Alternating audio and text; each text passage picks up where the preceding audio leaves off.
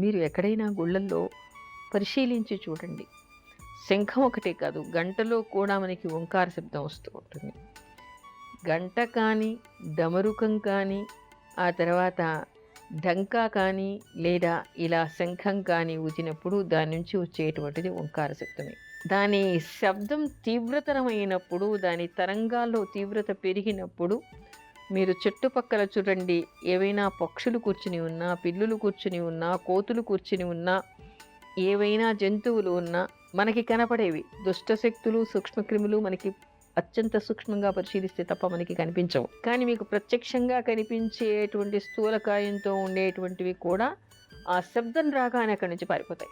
దరిదాపుల్లో కూడా ఉండకుండా ఆ శబ్ద తరంగాలు ఎంతవరకు వస్తాయో అంతవరకు రాకుండా వెళ్ళిపోతాయి. పాముల దగ్గర నుంచి వెళ్ళిపోతాయిట. కానీ దేవాలయాల్లో జనసమ్మర్దం బాగా ఉంటుంది కాబట్టి గంట ఊపడం, శంఖం ఊదటం, డమరుకం ఇలాంటివి ఏ గుళ్ళల్లో ఏం చేయాలో అవన్నీ చేస్తూ ఉంటారు. నేను ఈ శంఖం కూడా ఏమిటంటే సాత్వికమైనదే అయినప్పటికీ, శత్రువుల మీదకి ఆయుధంలాగా వేసేది కానప్పటికీ, దీనితో పూజ చేయటం వల్ల లక్ష్మీప్రదమని, దీనితో పూజ చేయటం వల్ల విజయం వస్తుందని, శంఖాన్ని యుద్ధాల్లో కదా పూరిస్తారు.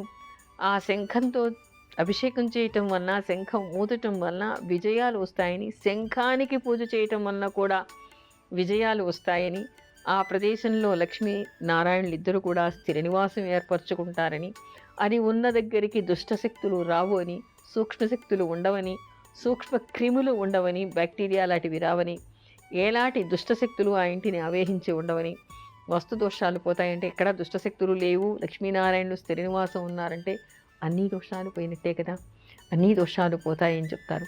అందుకని వస్తు రూపేణ పెట్టుకోగలిగేది శంఖం మాత్రమేగా మనకి కనపడుతుంది. ఎవరైనా సంక్రమణం రోజు కానీ, దీపావళి రోజు కానీ మొదలుపెట్టి 48 రోజులు శంఖ గాయత్రి మంత్ర జపం చేస్తూ శంఖాన్ని పూజించి ఆ తర్వాత లక్ష్మీనారాయణను పూజిస్తే వాళ్ళకి ఏది కోరుకుంటే అది, అంటే ధర్మబద్ధమైనటువంటి వాటిలో విజయం లభిస్తుందిట, లక్ష్మి స్థిరంగా ఉంటుందిట, ఆ ఇంటికి దరిద్ర బాధ ఉండదుట, ఆ పూజ చేసేటువంటి వాళ్ళకి కూడా దరిద్రము రాదు, సిరి సంపదలు కలుగుతాయి అనేటువంటి విషయాన్ని చెప్తారు.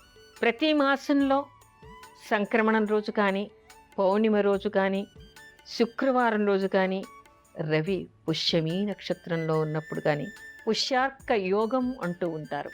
అలాంటి రోజు కానీ శంఖాన్ని పూజించడం విశిష్టమైందిగా చెప్తూ ఉన్నారు.